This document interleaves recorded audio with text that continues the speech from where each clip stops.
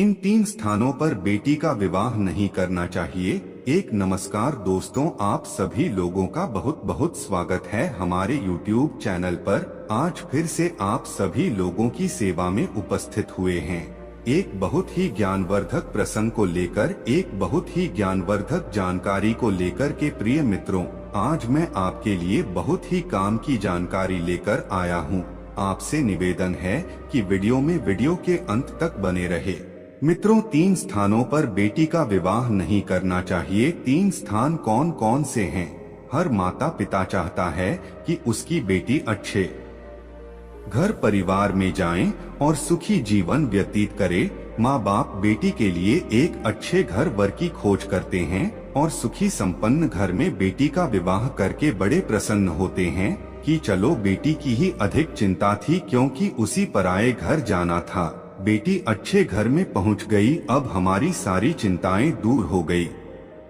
बेटे की इतनी चिंता नहीं होती है क्योंकि बेटा तो जीवन भर अपने पास ही रहता है। पर मित्रों, बेटी को संपन्न घर में भेजने पर भी माँ बाप की चिंताएं कम नहीं होती। बेटी की ससुराल वालों की ओर से 1000 तरह की शिकायतें आ जाती है जो बेटी के पिता को चैन से सोने नहीं देते हैं। पिता की सारी उम्र बीत जाती है उन शिकायतों को सुनते सुनते। उन्हें पूरा करते करते कई बार तो दहेज के भूखे उन हैवानों की ओर से बेटियों को प्रताड़ित किया जाता है। वे उनके जान तक ले लेते हैं। ऐसे में एक बेटी के पिता का दुख और बढ़ जाता है। बेचारा पिता कर भी क्या सकता है? अपनी बेटी के लिए न्याय मांगते मांगते कोर्ट कचहरी के जीवन भर चक्कर काटता रहता है। कई बार न्याय हो भी जाता है और कई बार न्याय नहीं मिल पाता है। आखिर मन मारकर बैठने के अतिरिक्त उसके पास कोई विकल्प नहीं रहता। बेटी भी चली गई और कोर्ट कचहरी के चक्कर भी लगा लिए। बेटी जीवित थी तो उसकी खुशियों के लिए दौड़ता रहा, बेटी मर गई तो उसके न्याय के लिए दौड़ रहा है। दौड़ते दौड़ते बाल पक गए, शरीर पर झुर्रियां पड़ गई और एक दिन सांसें थम जाएंगी, सब कुछ खत्म हो जाएगा। कितना संघर्ष भरा है एक पिता का जीवन। अपनी बेटी से ही अनुमान लगा लेना कि दूसरे की बेटी के माता पिता का क्या हाल होगा। हर बेटी के माँ बाप को आज मैं एक महत्वपूर्ण संदेश दे रहा हूँ जो आपके लिए, आपकी बेटी के लिए हित भरा हो सकता है। आइए इस कहानी के माध्यम से समझते हैं कि बेटी का विवाह किन किन स्थानों पर नहीं करना चाहिए। मित्रों, किसी नगर में एक रामू नाम का निर्धन व्यक्ति रहता था। उसकी एक बहुत सुंदर 16 वर्ष की बेटी थी जिसका नाम था सुमन। रामू अपनी इकलौती बेटी से बहुत स्नेह करता था। सुमन बहुत ही होशियार और होनहार लड़की थी। वो रोजाना विद्यालय जाती और विद्यालय से लौटकर अपने पिता को खाना पहुंचाने जाती थी। उसका पिता रामू एक सेठ के यहाँ मजदूरी करता था। रामू जब भी खाना लेकर जाती तो सेठ उसे खूब गौर से देखता था और सोचता था कि यह लड़की बड़ी ही सुंदर और बुद्धिमान, सुशील और संस्कारी लग रही है। क्यों न इसी में अपने घर की बहू बना लूं। मुझे अपने बेटे की शादी तो कहीं ना कहीं से करनी ही है। उसका क्या पता वो कैसे गुण विचारों की हो। कहते हैं घर की स्त्री यदि पढ़ी लिखी और संस्कारी हो तो घर स्वर्ग बन जाता है, और यदि वह विचारों वाली आ जाए तो वही घर नरक बन जाता है। घर में अशांति और क्लेश फैले रहते हैं। सेठ सोचने लगा कि सुमन तो मेरी देखी हुई है, इससे अधिक अच्छे विचारों की बहू मेरे लिए नहीं मिल सकती। यही सोचकर सेठ ने एक दिन रामू से कहा, हे भाई रामू, यदि आपकी इच्छा हो तो मैं तुम्हारी बेटी सुमन को अपने घर की बहू बनाना चाहता हूँ। तुम्हारी सुशील कन्या यदि मेरे घर में आ जाएगी तो मेरे घर की किस्मत चमक जाएगी। सेठ की बात सुनकर पहले तो रामू को कुछ आश्चर्य ऐसा हुआ कि सोचा सेठ जी मुझसे मजाक कर रहा है। पर जब उसने देखा कि वास्तविक सेठ मेरी बेटी को अपने घर की बहू बनाना चाहता है तो वो हाथ जोड़कर खड़ा हो गया और कहने लगा, है सेठ जी, मेरी बात का बुरा मत मानना। यदि मेरी बेटी तुम्हारे घर की बहू बन जाएगी तो इससे अच्छी मेरे लिए कोई बात नहीं होगी, परंतु मैं यह कहना चाहता हूँ कि क्या तुम्हारा और मेरा कोई मेल है? आप एक धनी सेठ है और मैं कहाँ आपका नौकर। हमारे तुम्हारे बीच में भारी असमानता है। विद्वान लोग कहते हैं कि मित्रता और विवाह संबंध बराबर वालों में ही शोभा देती है। बड़े छोटों के बीच संबंध ज्यादा दिन तक नहीं टिक पाते हैं, और मेरी तो इतनी भी हैसियत नहीं कि मैं आपकी बारात की ही खातिरदारी भी कर सकूं। ऐसा बोल कर रहा था तो मुझे शर्मिंदा मत करो। तब सेठ कहता है, ये रामू, तुम चाहे कुछ भी कहो, पर हमारे घर की बहू तुम्हारी बेटी ही बनेगी। मित्रों, इतना कहकर सेठ अपने घर पहुंचा और अपनी सेठानी और बेटे से परामर्श लिया। सेठानी और उसका बेटा एकदम से उछल पड़े, कहने लगे, आपकी बुद्धि तो खराब तो नहीं हो गई? उस गरीब मजदूर और हमारा क्या मेल है? वो मजदूर भला हमारे लिए क्या दे सकता है? तब सेठ बोला, है सेठानी, वो अपनी रतन जैसी कन्या हमें देगा, और वह भी संस्कारी और सुशील है। इससे ज्यादा तुम्हें क्या उम्मीद रखनी चाहिए? कन्या धन से बड़ा कोई धन नहीं होता।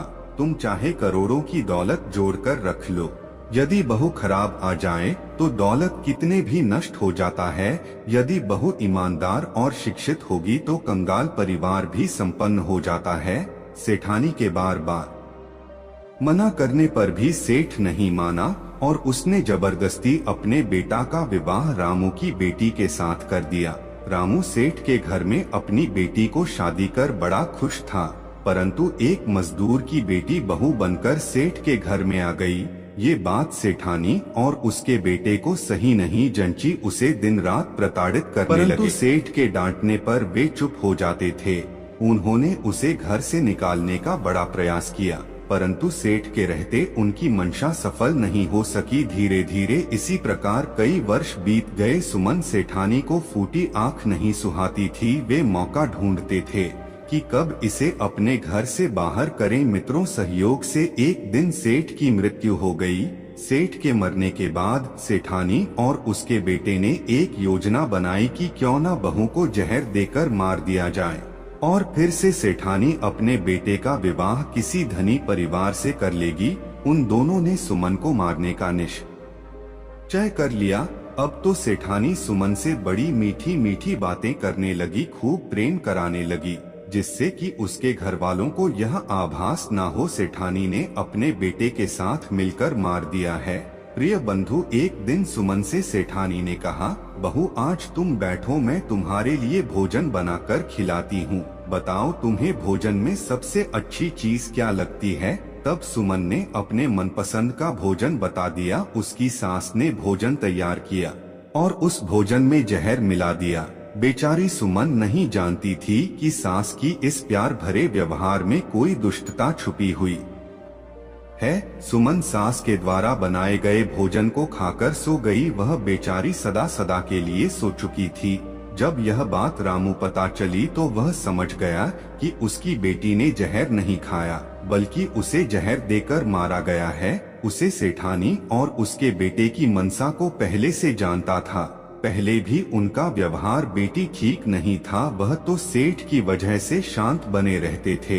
बेचारा रामू पुलिस के पास पहुंचा और बेटी की हत्या की बात कही, और सेठानी ने पहले ही पुलिस से सांठगांठ कर रही थी, इसलिए पुलिस ने आत्महत्या का केस बना दिया। बेचारा रामू ने बहुत दौड़ भाग किया, पर बेटी के हत्यारों को सजा नहीं दिला पाया। उसके पास इतना पैसा नहीं था वह बेटी के न्याय की लड़ाई लड़ सके, पर क्या करता, हारकर मजबूर होकर घर बैठ गया। उसकी बेटी के हत्यारे आज भी खुले घूम रहे थे। रामू अपनी करनी पर पछता रहा था कि यदि वह सेठ की बात मानकर बेटी का विवाह उसके घर में नहीं करता तो आज यह दिन उसे यह दिन देखना नहीं पड़ता। किसी ने सच कहा है कि 3 स्थानों पर बेटी का विवाह भूलकर भी नहीं करना चाहिए। नंबर 1, जहां दोनों पक्षों के बीच भारी असमानता हो, कन्या का पिता बहुत निर्धन हो और लड़का वाला अत्यंत धनी हो। दोनों के बीच यदि बराबरी ना हो तो ज्यादा ऊंच नीच भी ना हो। विवाह संपन्न और मित्रता हमेशा बराबर वालों में ही शोभा देते हैं।